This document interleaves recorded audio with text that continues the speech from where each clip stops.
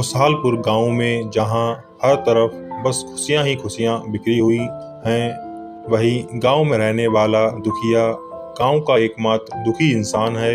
हालांकि उसका दुखी होना भी बिल्कुल वाजिब है, क्योंकि उसके पास रहने के लिए ना सर पर छत है, ना ही पहनने के लिए दो जोड़ी कपड़े और ना ही पेट भरने के लिए अन्न है। इतना ही नहीं, अत्यधिक कुरूप होने के कारण उसका अभी तक विवाह भी नहीं हो सका है। इसकी वजह से वह दुनिया में बिल्कुल अकेला है।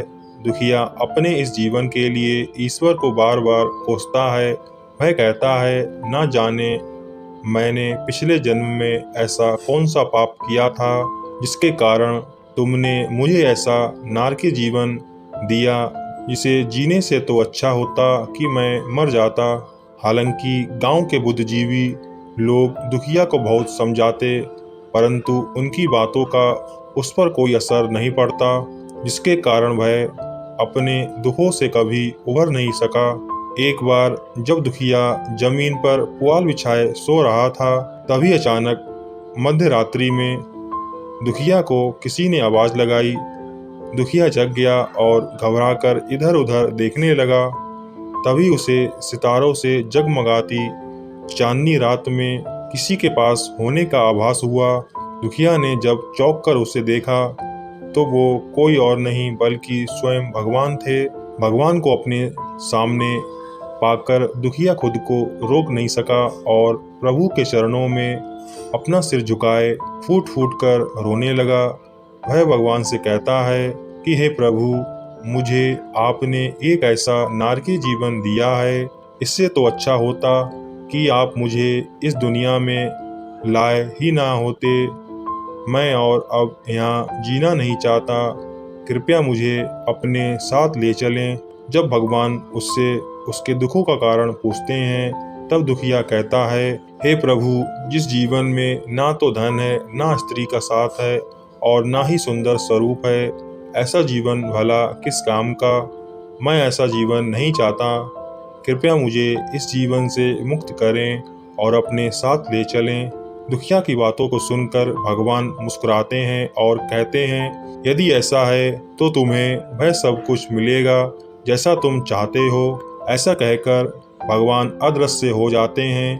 भगवान को सामने ना पाकर दुखिया एक बार फिर दुखी हो जाता है। अगले दिन जब दुखिया की आंख खुलती है, वह एक महल में अपने आप को पाता है।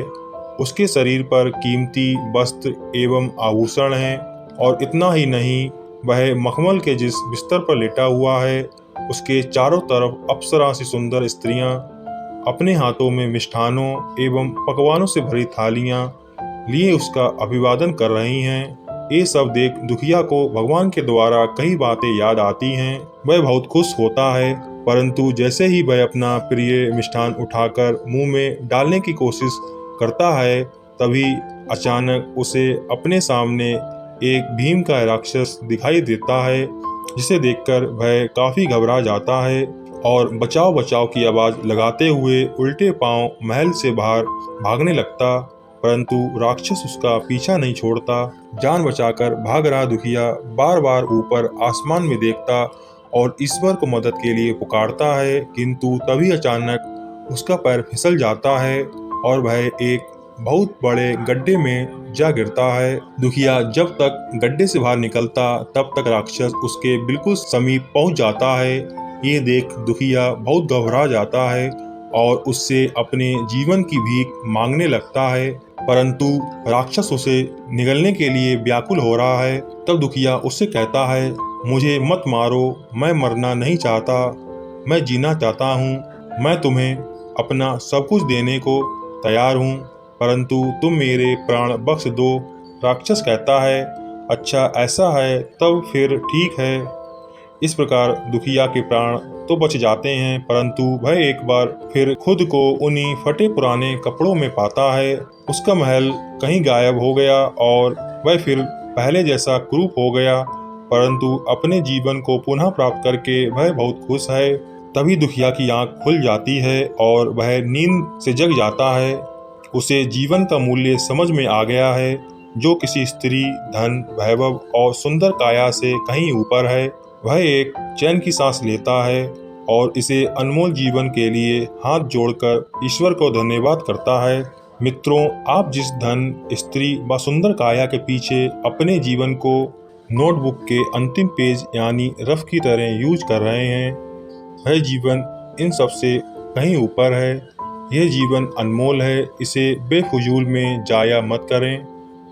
यहाँ बहुत से ऐसे लोग हैं जो अपने किसी सपने के पीछे अपने जीवन का मूल्य ही भुला बैठे हैं। वह सपना ऊंचे भवन, अच्छी नौकरी या फिर एक सुंदर स्त्री का हो सकता है। अपने इन्हीं सपनों को पूरा करने की जद्दोजहद में उन्होंने कई बीमारियों को अपने पास बुला लिया है। यद्यपि सपनों के पीछे भागना, उन सपनों के लिए जीना अच्छा है, मगर उसके पीछे इतना पागल मत बनिए कि अपने इस अनमोल जीवन की गाड़ी के पिछले पहिए की भांति घिसते चले जाइए। अपने सपनों के लिए जीने के साथ साथ वर्तमान में आपके पास जो है और जितना भी है उसी में खुश रहने की कोशिश करें। जिंदगी के हर एक पल का मजा लें, खुद को भी थोड़ा वक्त दें, क्योंकि मित्रों, धन संपत्ति, अच्छा जीवन साथी जीवन को अच्छा बनाने के लिए है, ना कि उसके पीछे अपने जीवन को मिटा देने के लिए। धन्यवाद।